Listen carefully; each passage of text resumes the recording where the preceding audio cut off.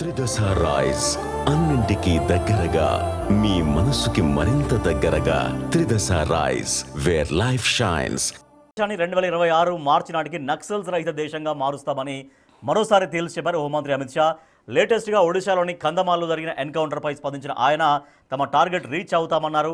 కేంద్ర కమిటీ సభ్యుడు ఊకే గణేష్ సహా మరో 6 నక్సల్స్ మృతి చెందిన ఘటనపై హోంమంత్రి స్పందించారు. వరుస ఎన్కౌంటర్లు, భద్రతా బలగాల దాడులు, నక్సల్స్ అగ్రనేతలు ఒకరి వెంట మరొకరిగా మృత్యువాత పడుతుండడం లేదంటే లొంగిపోతున్న వేళ అమిత్ షా తమ టార్గెట్ ఏ మేరకు చేరుకుంటారనేది ప్రాధాన్యం సంతరించుకుంది. ఎస్ నాగేశ్వర్ గారు, సో మార్చి కల్లా 2026 మార్చి కల్లా టార్గెట్ పెట్టుకుంది మావోయిస్టు రహిత భారతదేశం అంటూ. సో అదే దిశగా అడుగులు పడుతున్నాయా? టార్గెట్ చేరుకునే విధంగానే వాళ్ళు ముందుకెళ్తున్నట్టుగా కనపడుతోందా? అంటే మీరన్నట్లు చూస్తే ఒకటి మాత్రం నిజం, మావోయిస్టులకు ఇక మావోయిస్టు రహిత భారతదేశంగా ఉంటుందా లేదా నేను ఇప్పుడే చెప్పలేను. కానీ చావు దెబ్బ అయితే మావోయిస్టులకు 2025లో తగిలింది. ఇక 2026లో ఎంటర్ అవుతున్నప్పుడు ప్రభుత్వానికి మావోయిస్టులకు మధ్య జరుగుతున్న ఈ యుద్ధం, మావోయిస్టుల భాషలో చెప్పాలంటే పీపుల్స్ వార్, ప్రజా యుద్ధంలో క్లియర్గా పాలక వర్గాలు వాళ్ళ భాషలో చెప్పాలంటే పైచేయి సాధించాయి. మావోయిస్టుల అగ్రనేతలు ఎన్కౌంటర్లో చనిపోయారు. మీకు గణేషే కాదు, అంతకుముందు ఏకంగా party general secretary Nambala Keshava Rao, మీకు పార్టీ ప్రధాన కార్యదర్శి ఎన్కౌంటర్లో అంతమయ్యారు.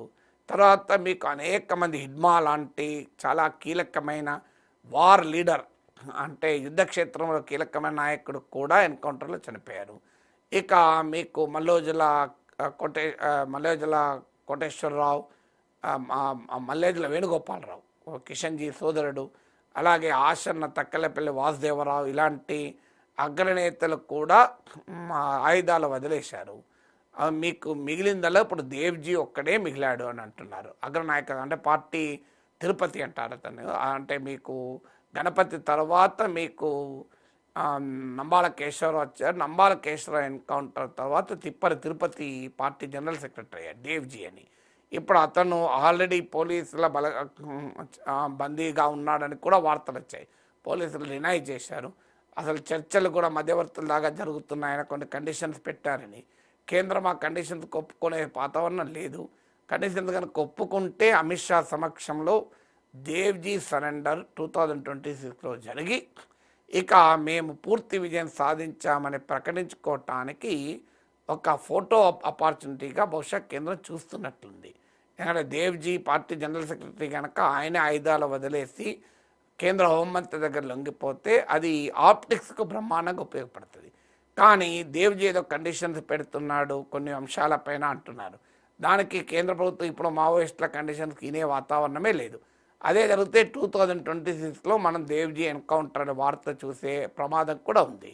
బట్ ఏదైనా మార్చ్ 31 లోపల మావోయిస్టులను ఇక లేకుండా చేస్తామనే టార్గెట్ పెట్టుకున్నారు. భారీగా దెబ్బ మాత్రం తీస్తున్నారని.